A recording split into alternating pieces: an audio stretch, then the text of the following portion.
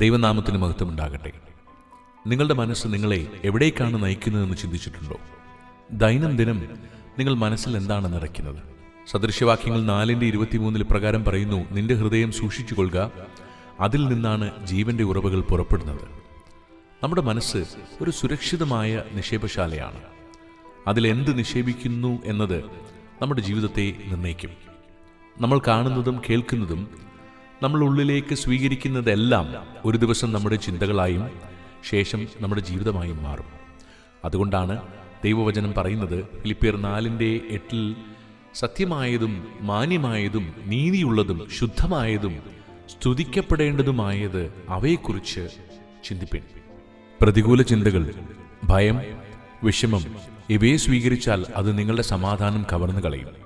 റോമർ 12:2 പറയുന്നത് പോലെ, ഈ ലോകത്തിന്റെ രൂപത്തിൽ ഒത്തുപോകരുത്, മനസ്സിന്റെ പുതുക്കലാൽ രൂപാന്തരപ്പെടുക. നിങ്ങൾ എന്ത് നിക്ഷേപിക്കുന്നു അതുപോലെയാണ് നിങ്ങൾ മാറുന്നത്. സ്വർഗീയ നിക്ഷേപങ്ങളാൽ നിങ്ങൾ നിറയ്ക്കുന്നുവെങ്കിൽ സമാധാനവും സന്തോഷവും നിങ്ങളെ പിന്തുടരുന്നു. ദൈവമായ കർത്താവ് നിങ്ങളെ അനുഗ്രഹിക്കുമാറാകട്ടെ.